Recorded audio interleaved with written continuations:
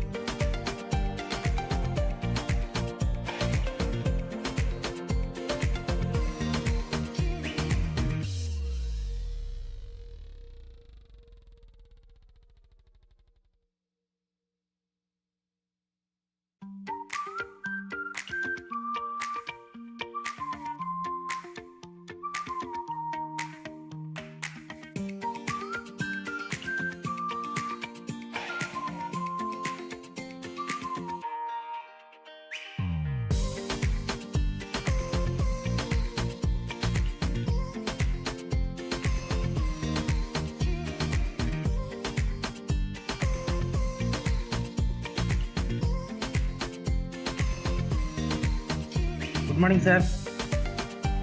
Good morning, sir.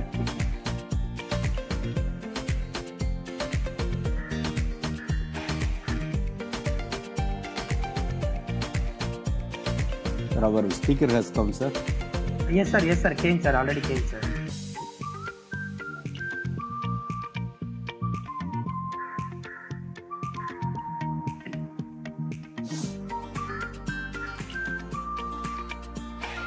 Good morning, sir.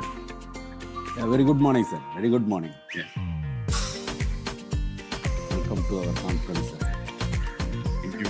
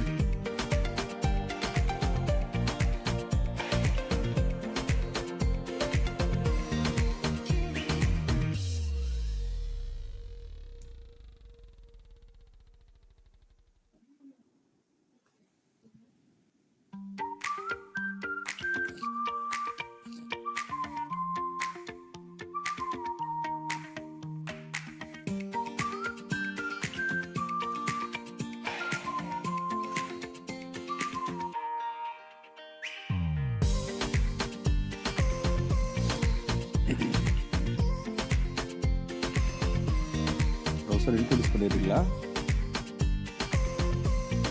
Yes, sir. Yes, sir. A very good morning to all the delegates, respected speaker of this session, Keynote speaker. I sincerely welcome our speaker of the third day COMAT 2023 session. Welcome, sir. I also welcome all the delegates to the third day of the COMAT 2023. A very good morning to one and all. I now welcome our convener, Professor Bala Muralidharan, to introduce our speaker. Yes, sir, please. Okay.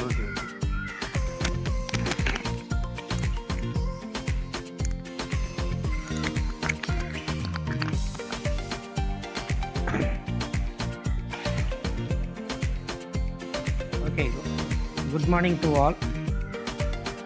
Dr.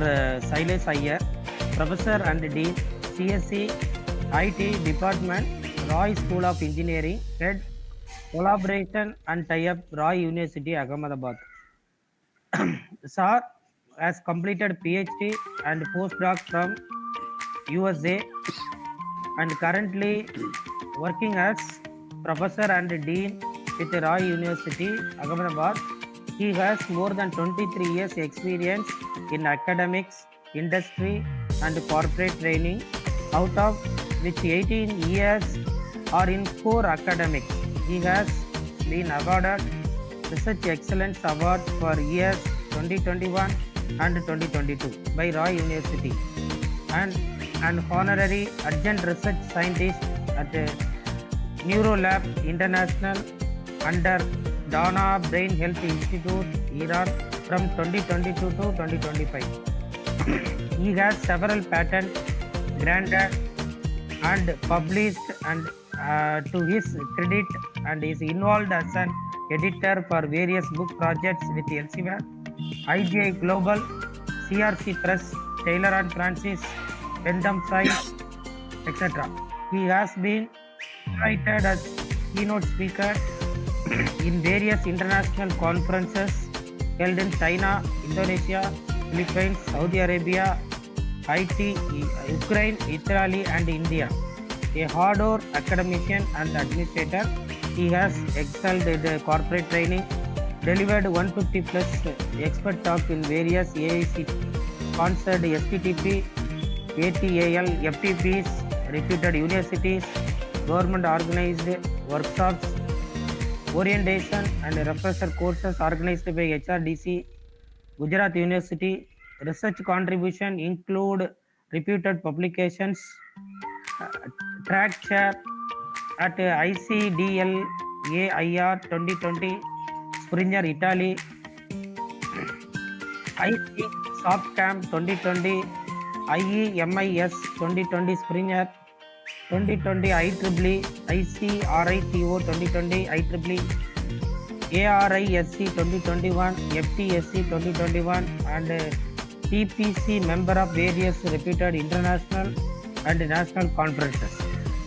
Reviewer of international journals like Multimedia Tools and Applications, Springer, and Journal of Computer Science, Scopus Indexed, International Journal of Big Data Analytics in Healthcare, IGA Global, Journal of Renewable Energy and Environmental, and in various journals.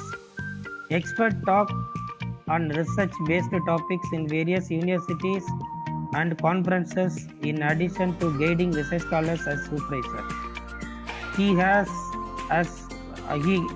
has also been invited as a judge for various events, examiner for reputed universities, is a Computer Society of India lifetime member and also managing committee member, CSI Ahmedabad chapter 2018 to 2020.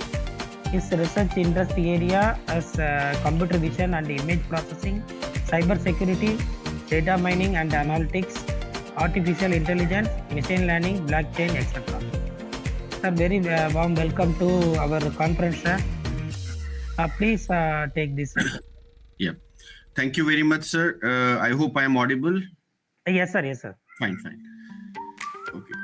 Actually, we are just, first of all, before starting with my presentation, I would just like to congratulate your team for organizing this excellent conference of 3 days, and that too at a time when we are ending the year of 2023. So we are ending on a very high note with a lot of research ideas, networking, and a lot of presentations. So I think so there's no better way to end the year than have such a wonderful conference over here. So congratulations to the team, and I'm just again trying to share my screen. Yes, sir. Yes, sir. Sure, sir. Thank you, sir.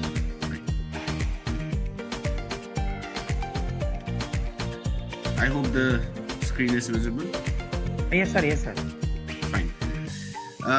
Basically, I would just like to sum up the introduction. It was too long actually. I needed to give a small introduction when I was asked for the profile. But yeah, I would just like to say that for every researcher, for every academician, just two terms are very important. That is important for me also, that I am a good collaborator and a good learner. So I think so these two words are summing up. Balance is the number of years of experience you add to your profile and the work that you do. But ultimately the key is collaborations and learning. So if these two continue, I think so we'll be moving to great heights in the future. Now coming to my topic, actually I had a few topics in mind, but yeah, digital twins is one more very topic which is very close to my heart, because we are working and we have just submitted a book with almost 27 chapters to Elsevier regarding digital twins, which is under publication. But I understand the speaker after me, that is at 10:45, is scheduled to take a topic on digital twins. So I just shifted to research trends in computer science. So I would be focusing on things other than the digital twins, because that would be covered by the other speaker. Now, these are some things that I want to cover in today's presentation. First is that research ideas evolve from UN Sustainable Development Goals. So I would just like to focus on that a little bit. Use cases of AI, artificial intelligence, smart devices for healthcare. What are the research and innovation domains in computer science, and the trends and challenges in computer science. So I'll be focusing upon most of the areas where computer science is being used. So this is a very strong and very famous presentation slide, which I make it mandatory that it should be in most of the universities. Whenever the professors are teaching any subject, they should be taking this to the students, because this is very important for students and researchers to understand that research should be connected to the use cases. So when we talk about use cases, actually there are 17 UN Sustainable Development Goals, which are also known as SDG. Now, how can computer science, how can research contribute towards these areas? That is what we need to look into. Right now we see that a lot of publications are happening, but a lot of research is going on, but the output is that they are not connected to the use cases. So this is one area which I feel needs to be improved upon. So first one is no poverty. That means what the UN says, that there should not be any poverty. People should not be poor. They should be earning reasonably well. That is what we are looking at. Now, how can research areas in computer science help towards that? So that should be a matter how we should be brainstorming it. Zero hunger. This is the second one.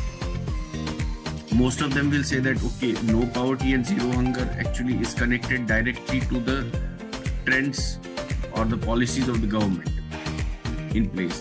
But yeah, how can we contribute as academicians, as researchers into this domain? That is also a very important thing. Now, zero hunger, there are a lot of apps, there are a lot of there are a lot of such applications which are actually contributing towards zero hunger, because whatever food in the restaurant is there, that is being circulated to the needy people in a proper manner without actually damaging the standards of the food or the quality of the food. So this is what zero hunger is all about. So how can we more contribute towards it? That is one thing which we can think about. But yeah, third and fourth area in particular, third and fourth goal is very important, because good health and well-being is one of the most important criteria post-COVID that we are working on. I did my postdoc in medical imaging, so I know what are the healthcare trends and what are the healthcare focus areas that needs to be maintained. But now preventive healthcare is something that is very much evident. Preventive healthcare means what? that suppose if I'm having, suppose I have crossed a particular age, I'm 40 plus, suppose, then how do I deal with my health problems?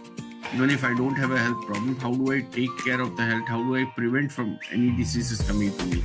So I have to have some preventive healthcare measures. It may consist of devices, small devices which are attached to my body, or which can be in the form of a smartwatch. Just like simple can be that there have been a lot of devices in the market which actually, if they are just on your body at any place, it may be in the form of a watch, it may be in the form of any wearable device. It tells you what is your vital parameters, blood pressure, sugar, etc. These are the basic trends that needs to be monitored. But depending upon some of the, I'll be showing you some examples also where such devices, such innovations have taken place, where people, how sound the sleep of a person is. So normally we go to sleep at some people go to sleep at 10, some 12, some don't feel sleepy. So what are the problems? Even when you sleep, how sound your sleep is. So suppose if I am sleeping but I'm disturbed during the sleep, then that also would be monitored and that would be notified to my doctor also the next day. So doctor also has a track record on how my sleep parameters are. Is it sound sleep, quality sleep, or is it disturbed sleep? So if disturbed sleep is there, then what are the problems arising? That can be detected. So these are all things that we talk about in well-being. So healthcare is a very important parameter where I think computer science, IT can contribute. And in this, AI, IoT, cloud computing, digital twins, all this can play a very important role. Sorry. Quality education is one more important thing, because this was one project which, like one of my scholars, we were working on adaptive learning and smart solutions for quality education. So we had submitted a project also to Guj Coast, wherein I did an entire survey of the education sector.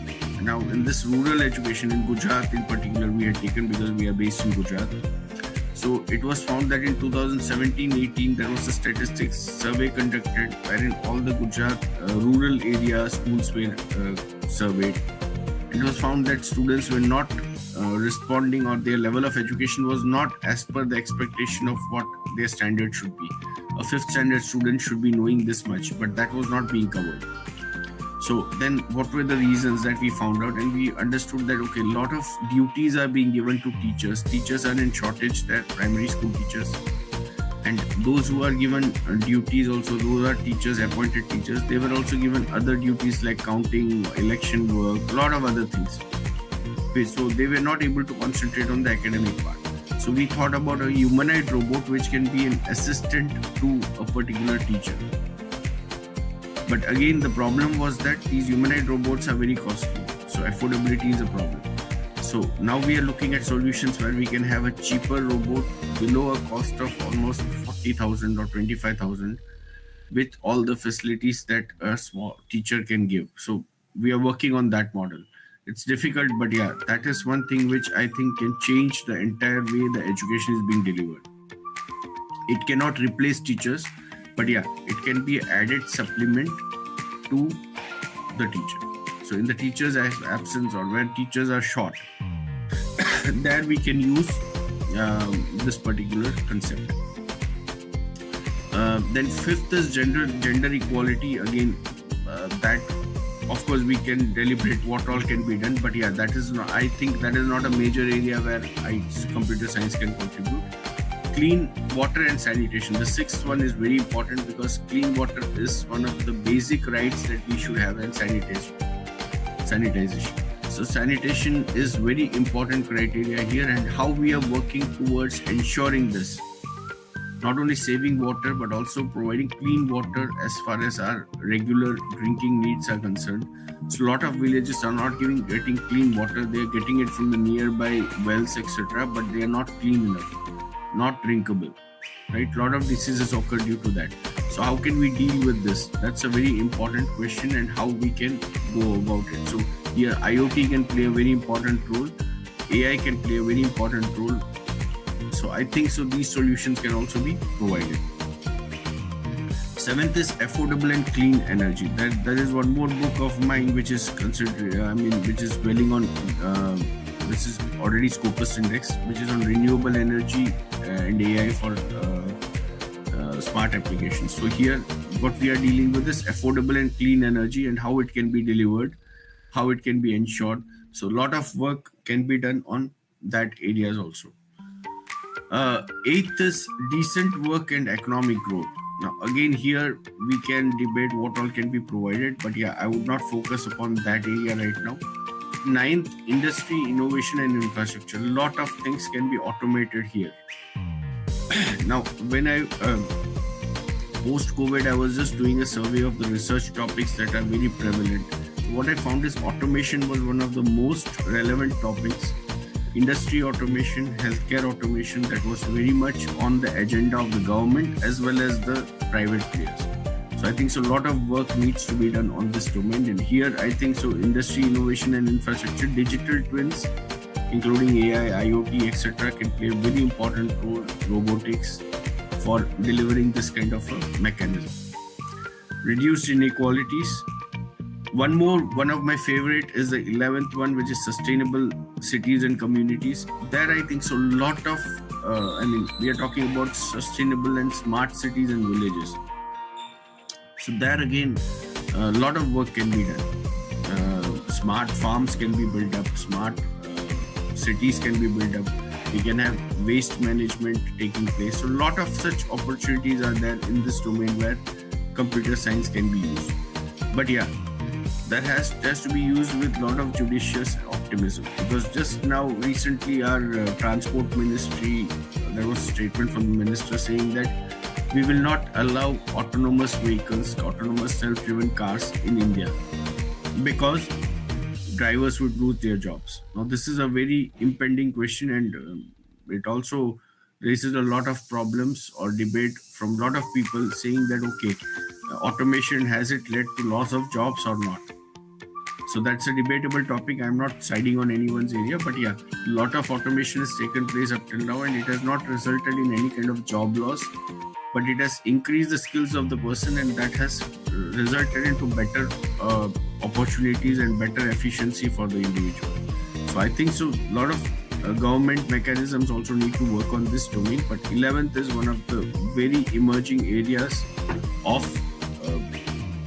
where research can play a very important role, and particularly computer science in general.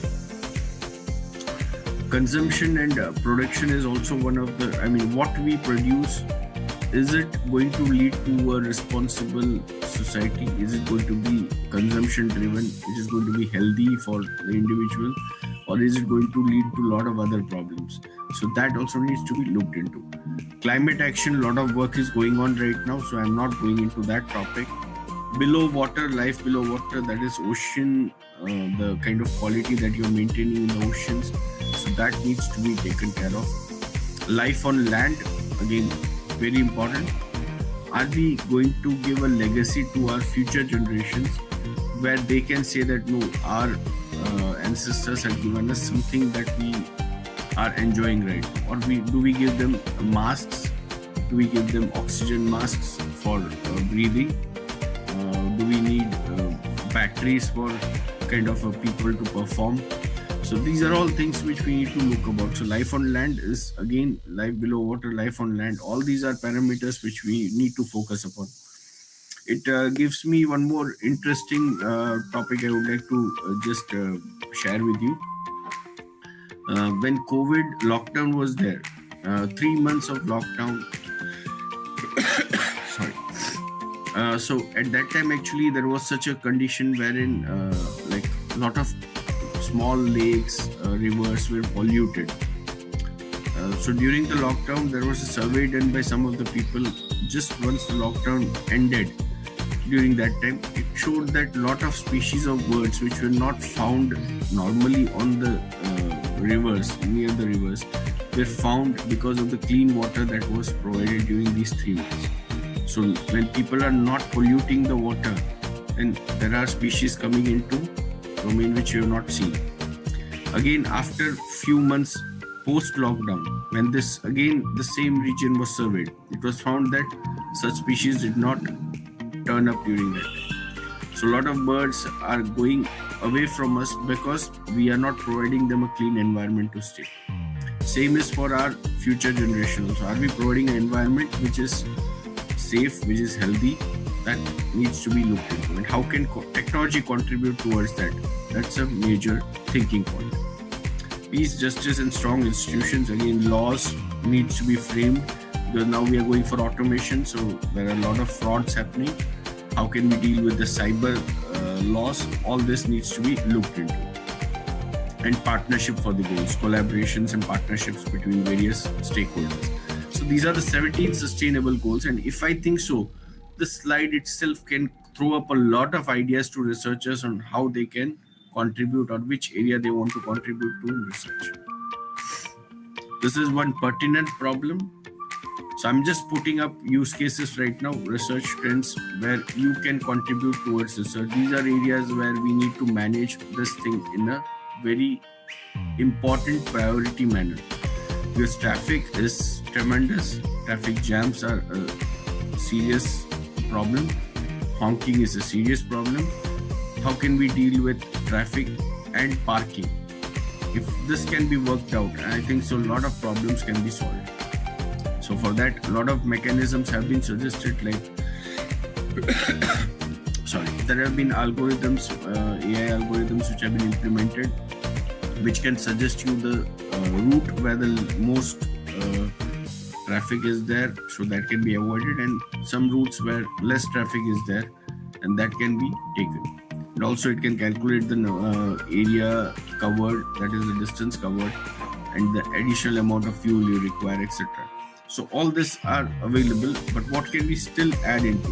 That is an area of research. Now, if we are not able to care about two sections of the society, then I feel any technology is of no use going forward. First is elderly people who are actually above 60, senior citizens we call them, and children below 18. So if we are not able to care about the facilities regarding these people, then I think so our technology is not sound enough. So for this, actually, there are various mechanisms which have been there, including wearable devices, as shown here.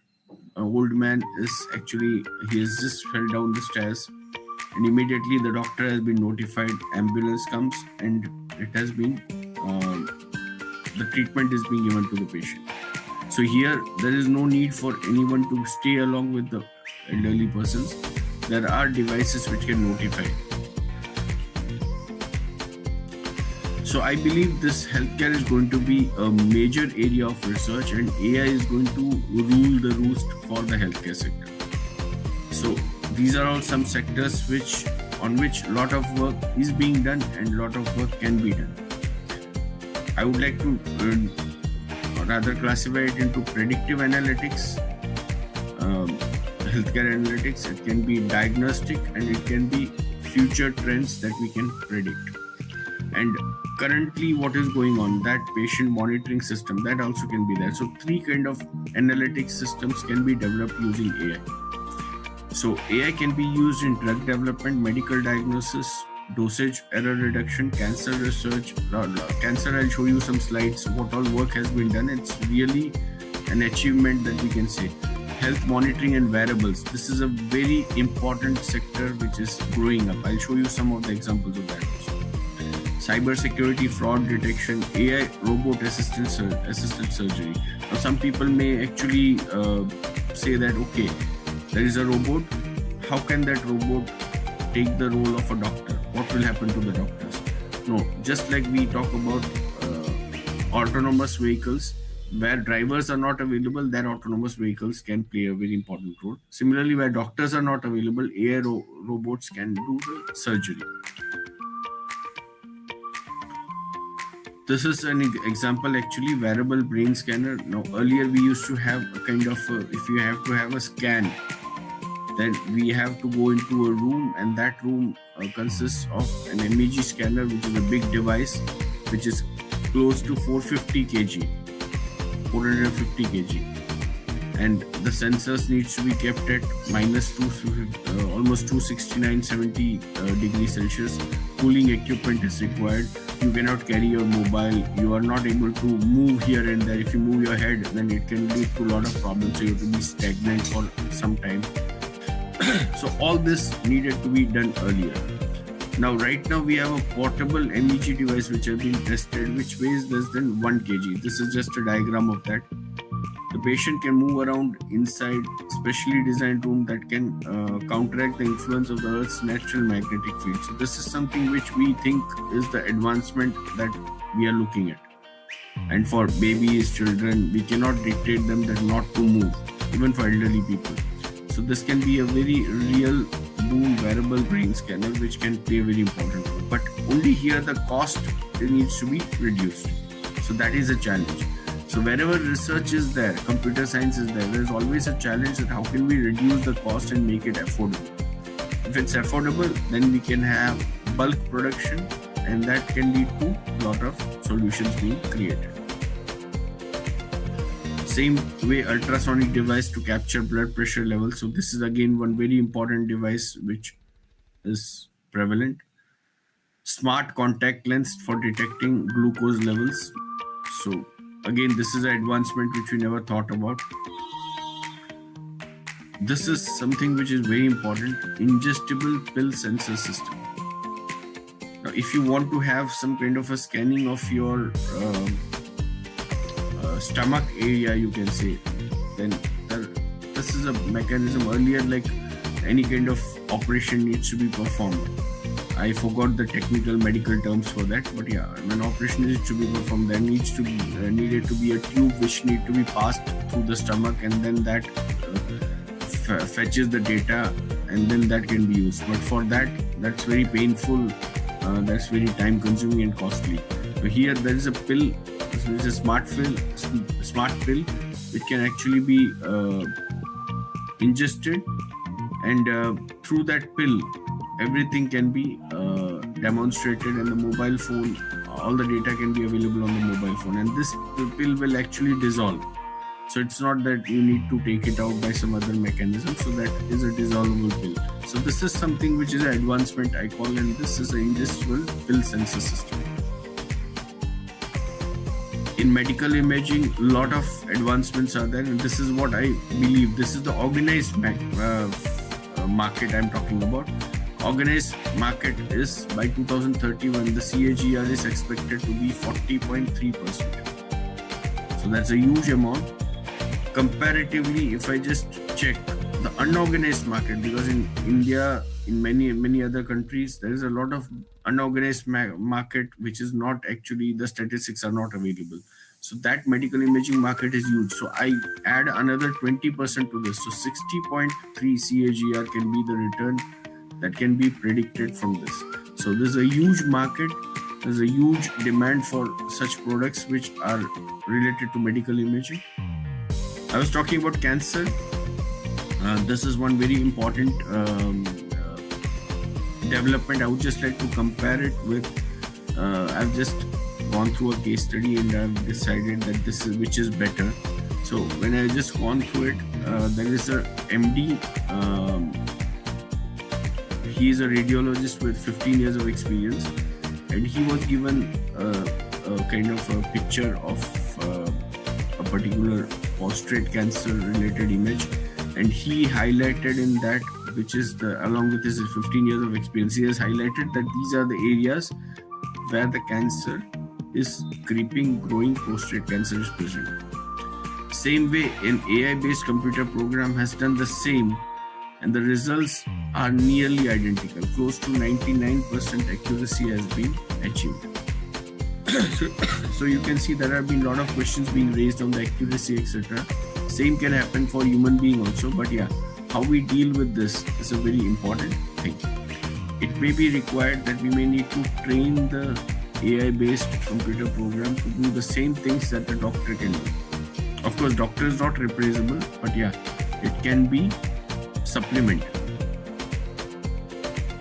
So we can use such kind of cancer imaging tests, and such AI-based computer programs can be used to detect whether a cancer is there or it's just a harmless lump. If it's cancer, how fast it's growing, how fast it will spread, and how much time it will take for treatment, and is it going to be a last stage of cancer or not. So all this prediction mechanism can be done with the help of AI. Now this is one area where a lot of work is currently going on. Like Google has tied up with a particular local hospital in Madurai called Arvind Eye Hospital in 2018, where they were actually working on, there is this Madurai Arvind Eye Hospital. That doctor is famous for the maximum number of cataract operations that he is doing in a day. So their Google Healthcare arm has tied up with this hospital, and they are providing an algorithm with 97 to 98% accuracy for predicting this eye-related ailments. So this is something which is a development which I feel that should take place, and that should actually change the entire way how we are dealing with these issues. So I would not like to go into this because this is a particular case study which was regarding glaucoma and diabetic retinopathy. But there's a huge demand here, and we believe that the cases will increase to 95 million by 2030. So we need to look at this in a big way. This is how shopping is going to take place in the future. So can we provide solutions for this where there is no human interaction?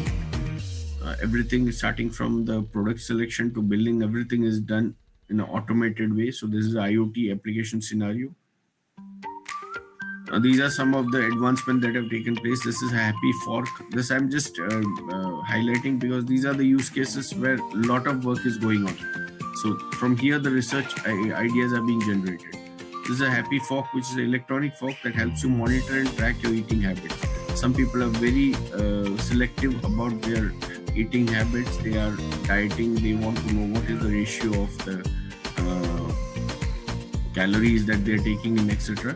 So for that, this happy fork is a very good solution.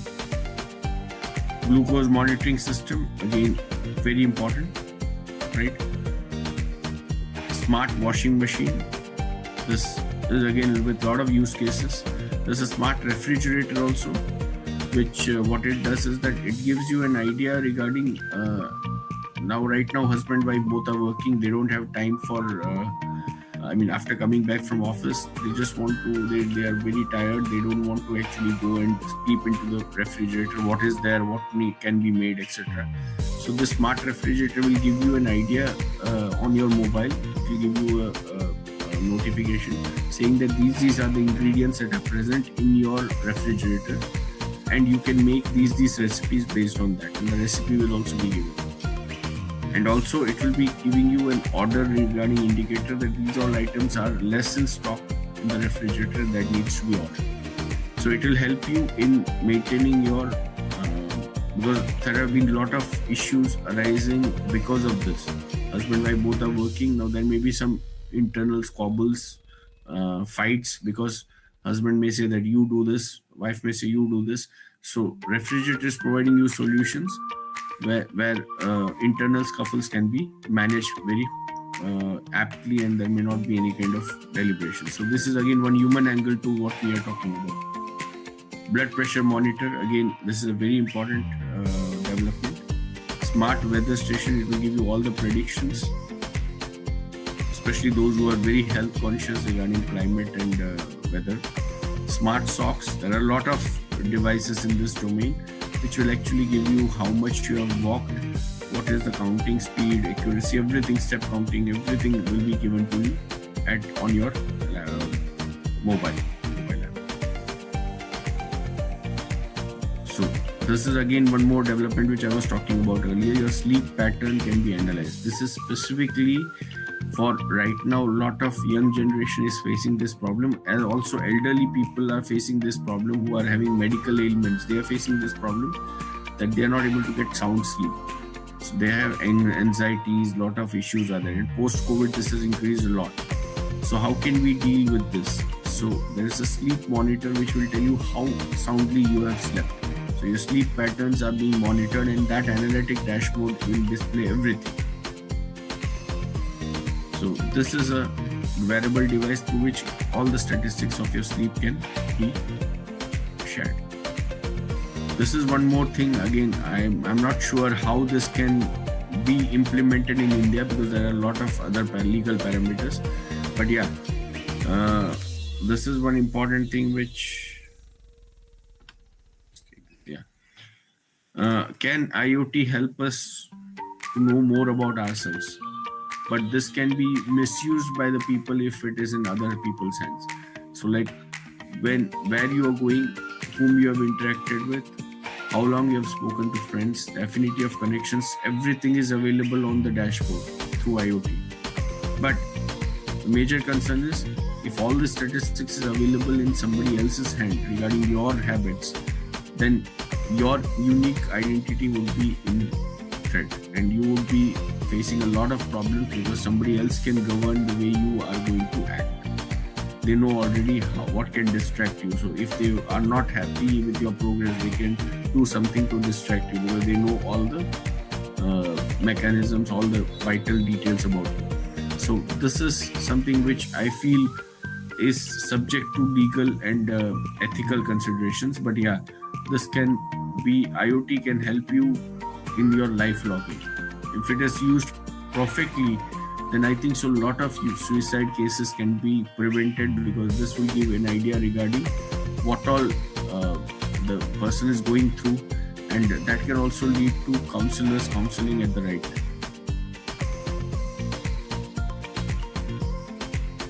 Thought control computing, again I told you that this is something which is very much, EEG is something which is very much research right now, but I'm not sure regarding the legal considerations because there are a lot of legal challenges which will come in India. This is a very close to my heart because I feel that if India needs to progress, if the world needs to progress, then agriculture needs to progress. So agriculture, if it is automated, it can make a lot of changes. We should not have an image of a farmer who is toiling in the fields, who is dependent upon rain, who is dependent upon seasonal conditions, who is not having crop related knowledge, soil monitoring mechanisms, who is not able to diagnose diseases and provide solutions to the plants. So all this is the image of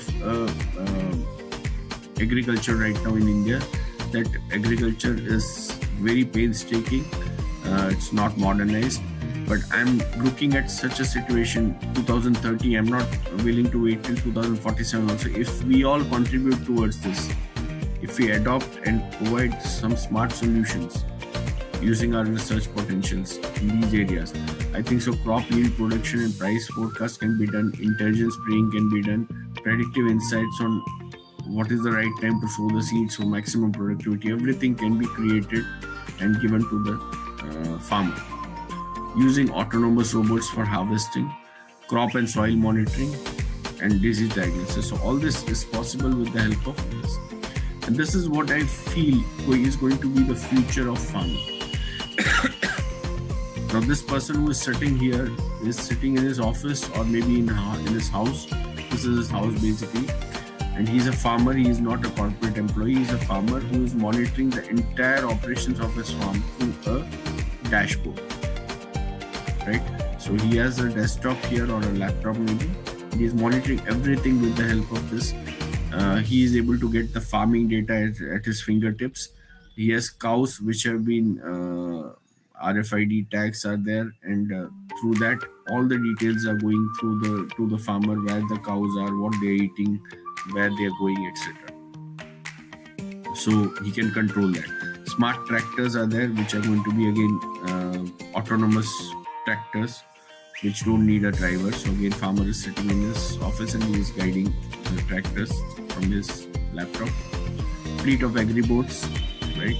They are again capable of a lot of mechanisms. Fertilizer reduction can be there because of this, because they know where to spray the fertilizer, where not to spray the fertilizer. Survey drones are there, right, which actually are mapping a lot of parameters. So this is something which I feel is going to be the future of farming. And if this is I just tell to my students and researchers that if 100 smart cities and smart villages are implemented by 2030, there will be a huge potential, huge growth for India as a whole, and specifically the rural areas. So this is going to be the future driving force behind this. Smart jar, again, all the recipe details, everything can be going from this particular thing. So there are a lot of such issues. Now this is a smart city dashboard where everything can be managed by maybe the government if it is installed in a society, and society people can monitor it. I can monitor my water usage. I can monitor my waste management system. The society can monitor the waste management, water management, street light, everything mechanism of that particular society. If it's in the municipal corporation can manage everything at their fingertips. So this is going to be the future going ahead. This is very soon going to be a reality. This is the monitoring mechanism I was talking about. Right? This already CCTV monitoring is being done, but that is going to be still smarter. So what are the challenges in ML, machine learning on wearable devices? These are some of the challenges which we have right now, which we want researchers to work on these areas and find out solutions. Storage limitations are there. So the storage is costly also. Data availability and reliability is a question mark. Model selection and reliability needs to be challenged at every step. You need to ask questions when you're researching whether your model selection is okay or not for this. Can it be still better? What is the reliability percentage? Deployment alternatives needs to be checked. That is a major challenge because many things are not able to be deployed. Security and privacy considerations are there. User acceptance is a major challenge. Power consumption limitations are there. So there are huge challenges which are existing in wearable devices, and that is why India has not still picked up in the way it should pick up in this domain.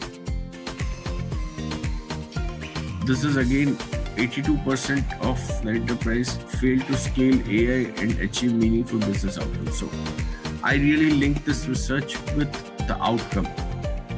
Because if I say that, okay, I have developed X thing, but it is not being implemented in real life in the areas where I have implemented it for, where I have developed it for, then there's no meaning of that particular invention, that particular research. So these are some of the problems which are the common AI challenges regarding the implementation part. Fund is lacking sometimes enterprises are struggling to align their strategies in business context. Sometimes it is too much oriented towards society, but no gain for the company that has developed it. So a lot of challenges are there. So company is not keen on developing it. But what can we do? I'll just end up with one small kind of you can say suggestion, or I would like to take your suggestion in this, or a small advice from my pattern would be that as academicians, as professors, as researchers, are we doing enough for the society to respond to us? Because what we are doing is for our academic API score. Can we adopt 5 villages nearby and can we provide them solutions? That is enough. We don't need to do it big. Can we tie up with big companies who can sponsor such projects? Probably possible. So this is all I would like to just stop by my introducing some ideas to you. So this was what my focus was today. Thank you very much for the patient hearing, and I would once again like to congratulate the organizers for having this conference at this particular time, because it's a very critical period of 23 where we are looking at many solutions, and also for inviting me as a keynote speaker. Thank you. Thank you, Professor. Thank you very much for the wonderful talk, keynote speech. Really, we are very happy to observe the lot of things you have presented. Particularly, the talk was trying to solve all the problems currently faced by the society, and most part of the presentation was towards achieving the sustainable development. what happened to the birds which were earlier visiting us, and how to handle a surgery in the absence of a doctor, and in future how we are going to manage the farms even in the absence of individuals or caretakers. So like that, a lot of things which were real, and finally you also pointed out that if we are able to adopt 5 villages, so that will be the success of the invention. So all these were really societal based. So this presentation was really very thought-provoking to all the young researchers and also all the participants, I hope. Thank you very much, Professor. Thanks a lot for joining us. As the conference chair, I thank Dr. Shailesh Iyer for his keynote talk, which has made a lot of things to think about it. So I welcome Dr. Balamuralidharan for these comments. And if any questions from delegates, you can please ask Professor, or you can even send the questions to his mail ID that we will provide. Thank you. Yes, sir. Already sir posted it. In the text box. Yes. Sir mail ID. Okay. Sir, lot of unknown information we received, sir. It's very informative. Thank you, sir. Wonderful talk, sir. Thank you. Thank you. Any other question from audience?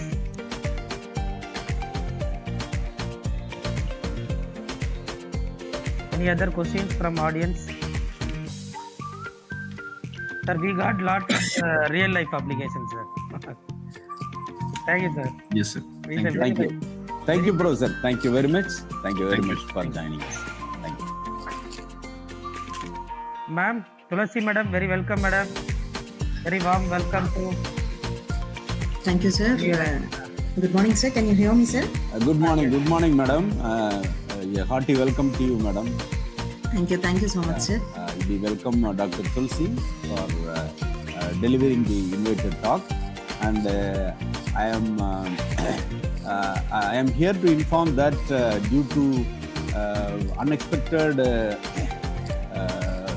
situation, Dr. Vijay Antale is not able to join us because of his sudden illness. So in that way, here we are fortunate to have Dr. Tulsi, who is going to deliver an excellent talk to us. We welcome, madam. Good morning, sir. Kindly start. Yeah, Thank you, thank you, madam. sir. Thank you. Once again, madam, Dr. Balamuralidharan, kindly make an introduction of the speaker.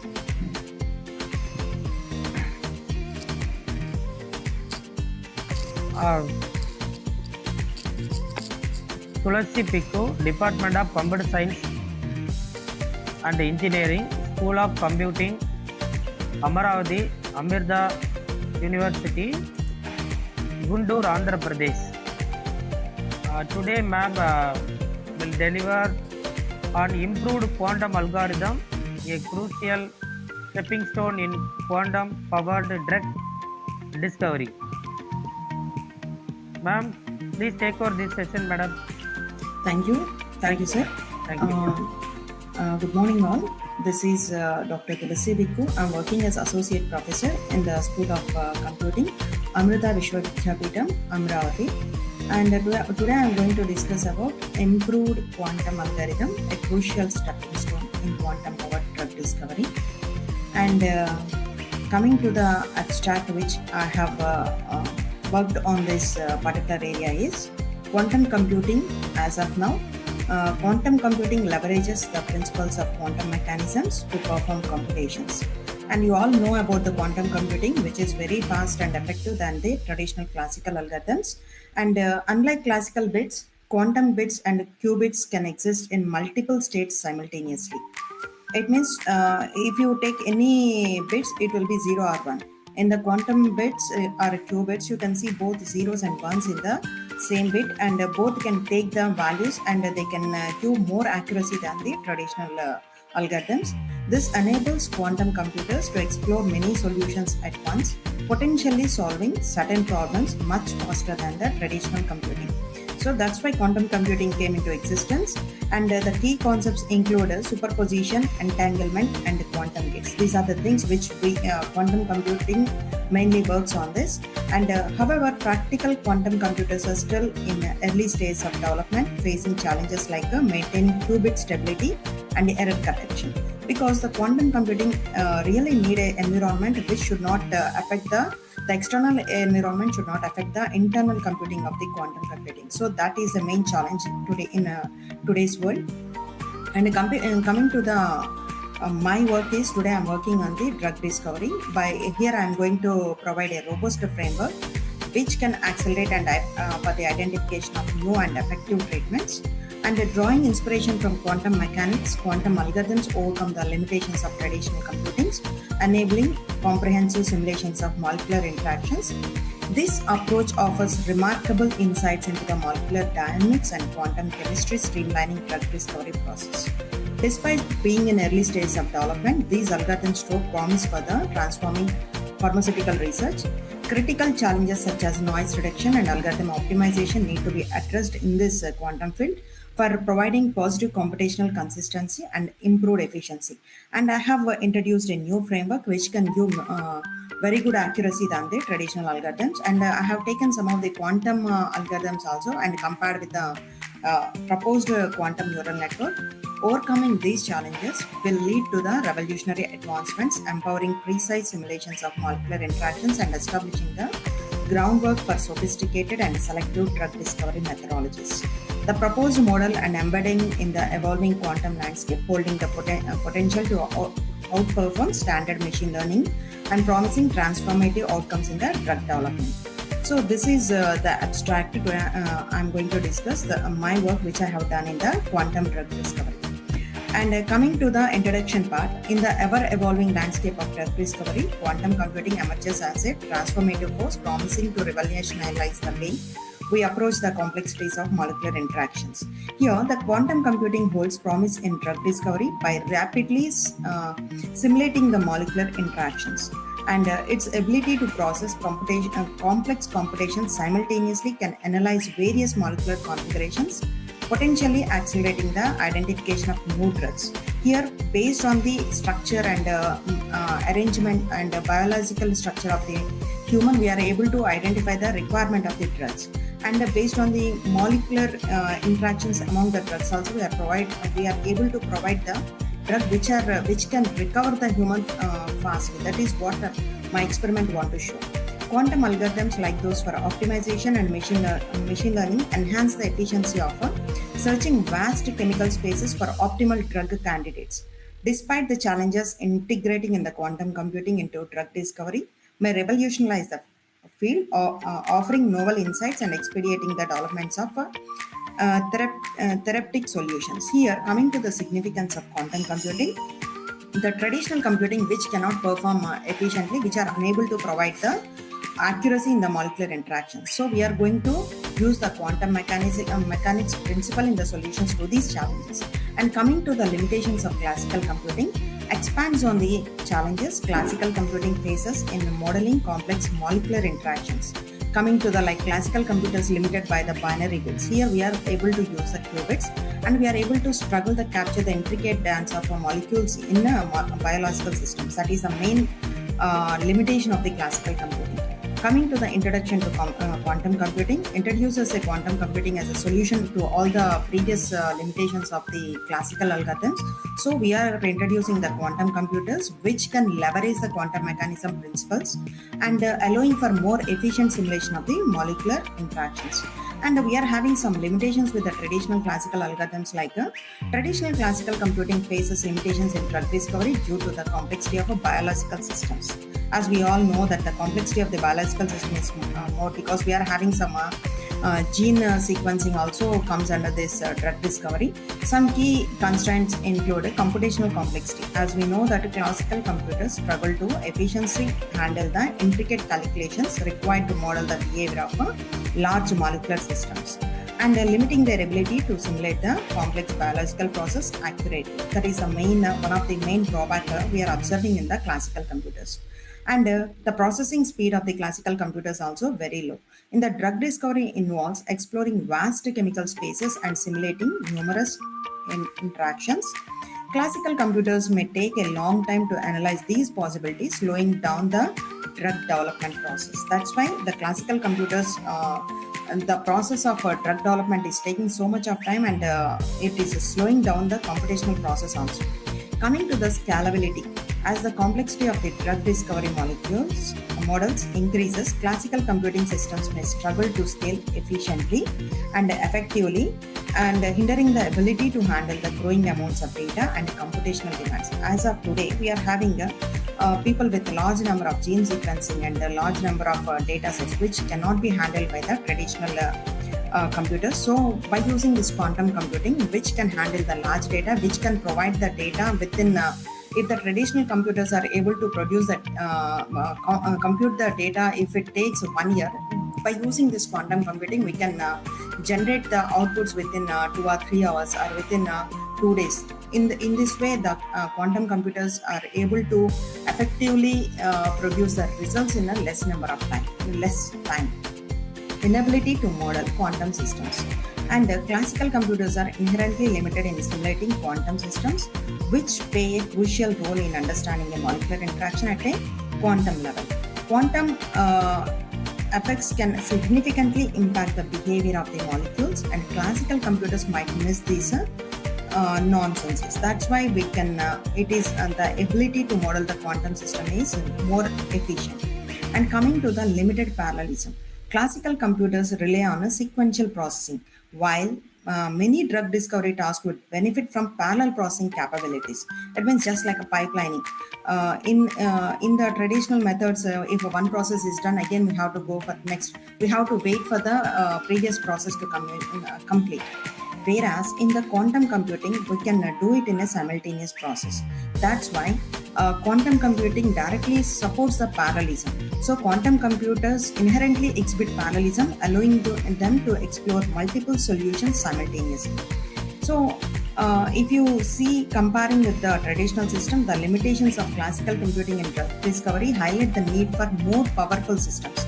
That can be a quantum system, and quantum systems provide more computational process which are efficient than the traditional classical algorithms.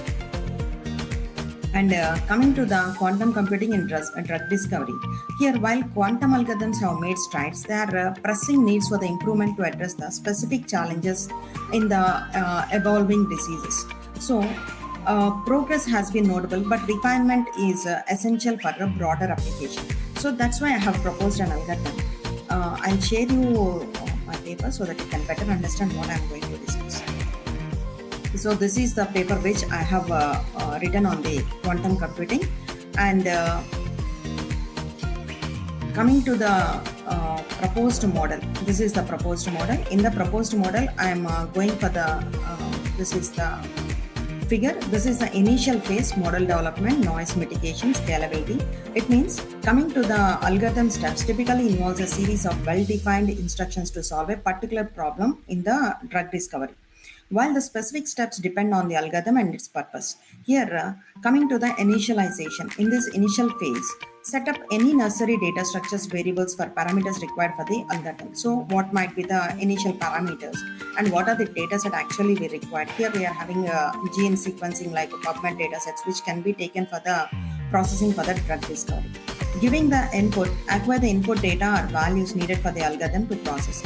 And we have to pre-process the data so as to give the clean data, which is where we have to avoid the missing values.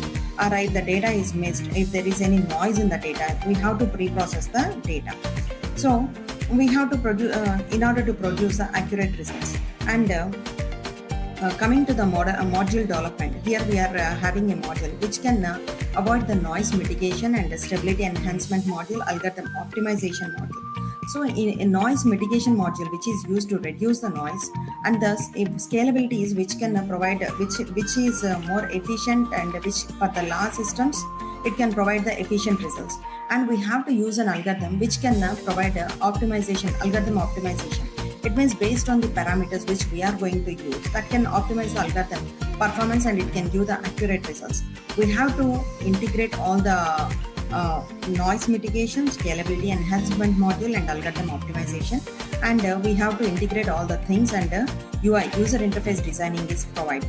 So based on the evaluation and feedback, if we are unable to get the proper results, and we'll give back to the feedback to the system, the results are not accurate. So based on the results which we have given, it will refine and optimize the system.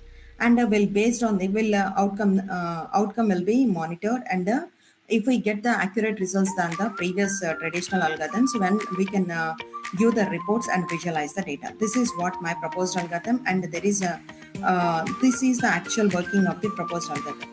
So here we are having some molecule data, which might be the PubMed data, real world data can be considered, and we are able to do some quantum simulations on the data. And if there is any noise, as I told you, we have to apply the noise mitigation.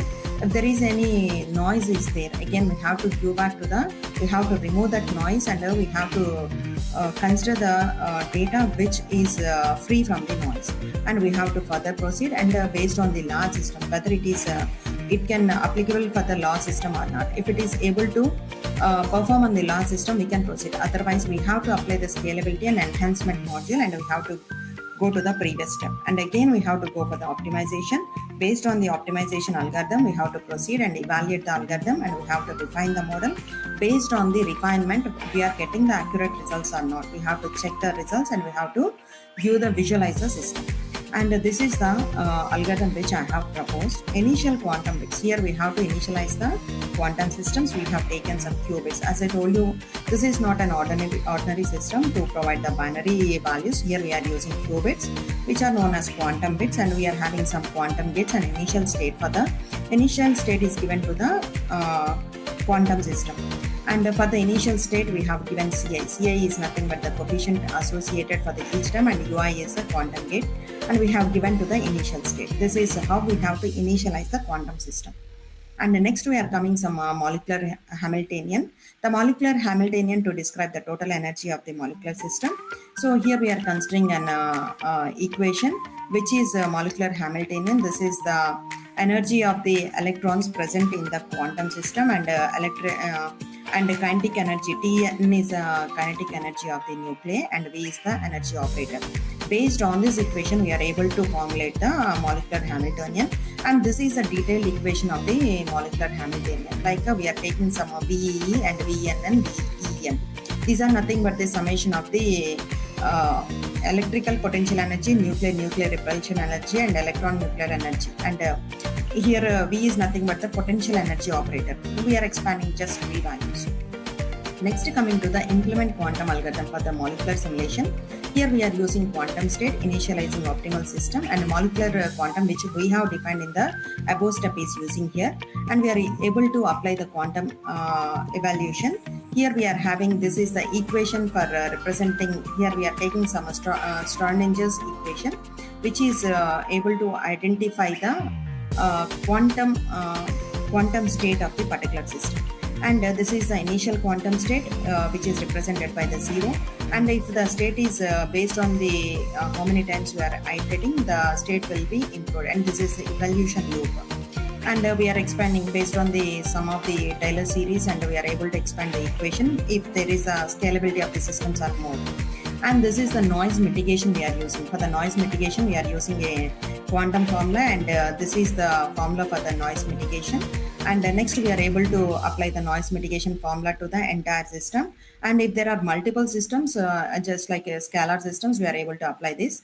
Scaling to the larger system, if there are multiple systems, we are able to apply the things, and we are able to, and we are optimizing the system. This is a design optimized quantum algorithm. and we are able to optimize the system, and this is the based on the feedback we are iterating the loop, and we are able to get the accuracy results. That's why we are taking this iterative optimization. And quantum measurement, this is how we are performance measurement is doing based on the results, and we are able to get the accuracy correctly or not. This is how we are able to measure and analyze the performance quantum measurement. And this is the iterative research. If there is any we are unable to get the accurate results, again we have to go and check the feedback, and we have to take the pre-processing, or we have to change the hyperparameters and to tune the tuning parameters of the particular model to get the proper results. And I have done everything, and this is the experimental results which I have considered. I have taken some of the QNN, QSM, QDT and random forest, and if I take some PubChem data set, these are the accuracy results. This is the proposed quantum neural network, quantum SVM, support vector machine, data decision tree and random forest. And based on this, we are able to identify that this quantum neural network is able to provide the best results on any data set. That's why I have considered this quantum neural networks for this particular drug discovery also. And next, I have taken some of the data sets. The proposing model is applied on the different data sets like which are binding database TOX21 MUV. These are some of the data sets which are having some gene sequencing data sets. I am able to apply these three algorithms differently on these three data sets, and I have observed that the quantum neural network has given very good results. And this is just like a comparative analysis, and I have observed few things. The comparison of the performance metrics of the quantum neural networks with the traditional quantum machine learning algorithms these are typically able to provide 99% above accuracies, and these are some of the less things. And quantum volumes also, these are able to utilize the higher quantum volumes. These are limited to some of the volumes are limited, and this random forest is unable to perform on the high data sets, and error rates are also very less, and gate and measurement times also very fast with these quantum neural networks or else any quantum algorithms. And scalability also very high, and algorithm success rates also very high for these quantum neural networks, and quantum speedups also very high. And variational quantum for convergence also coming to the convergence, it means reducing the error rates also very high with the quantum neural networks. And entanglement and entropy and resource requirements, chemical accuracy, parallelism is also very high with the when compared with the quantum support vector machines, decision trees and random forests. We are able to get very good accuracy and higher parallelism with the quantum neural networks.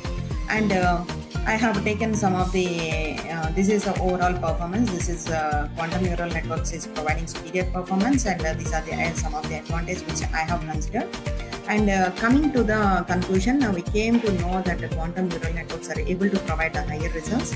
And based on this study, some of the latest research topics in quantum drug discovery, to my knowledge, is as my knowledge, this can be used as a quantum machine learning for drug design also.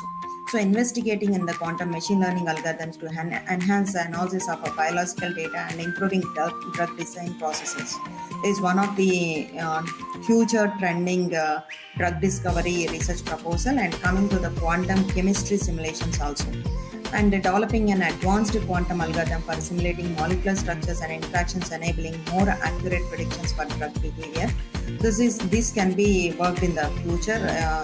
As of now, research is going on the chemistry simulations also by using quantum. And next one is quantum optimization for drug candidate selections. This is what we have done by using this quantum neural network, exploring quantum optimization algorithms to efficiently search the large chemical spaces and identify optimal drug candidates. This is what we have done now. And quantum enhanced molecular dynamics, utilizing quantum computing to enhance molecular dynamics simulations, providing a deeper understanding of the dynamic behavior of biological molecules. And a hybrid quantum classical approaches. Here some of the hybrid means we are just like ensemble methods, like integrating quantum and classical computing techniques to address the specific challenges in drug discovery, combining the strengths of both the paradigms and able to produce a high accuracy. And we can also go with the future like quantum correction in drug discovery applications, addressing the inherent challenges of quantum systems such as noise and errors through the development of robust quantum error correction methods for drug discovery applications. This is a more efficient, which was the trending technology right now for the future research scope in the quantum computing and quantum computing applications in pharmacogenomics, like investigating how quantum computing can contribute to the analysis of genomic data for personalized medicines. As of now, we discussed we are using all the medicines commonly, but when we have more development based on the body structure or biological combinations, we can personalize the medicines and drug response predictions also can be done. And this is how we can use quantum drug discovery efficiently for the future process. And these are the main what I have developed a model and what my observations for the future scope. And these are some of the references I have used. And this is regarding my topic. Thank you. If you have any doubts, you can ask me.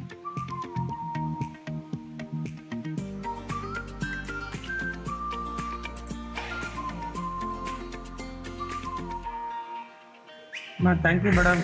Very nice presentation, madam. Thank you, madam. Sir, any other questions from audience? Hello?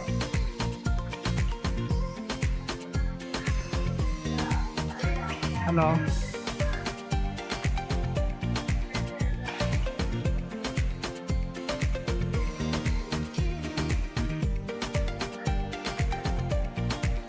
Hello? Any questions from audience?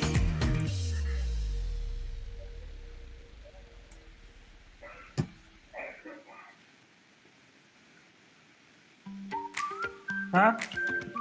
Dean, sir?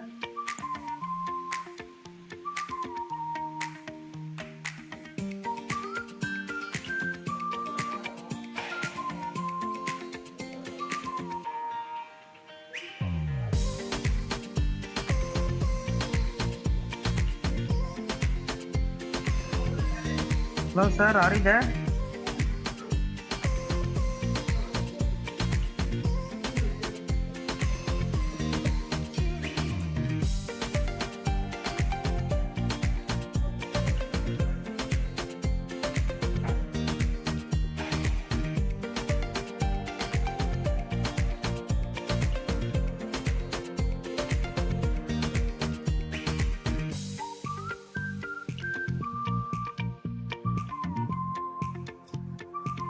Sir?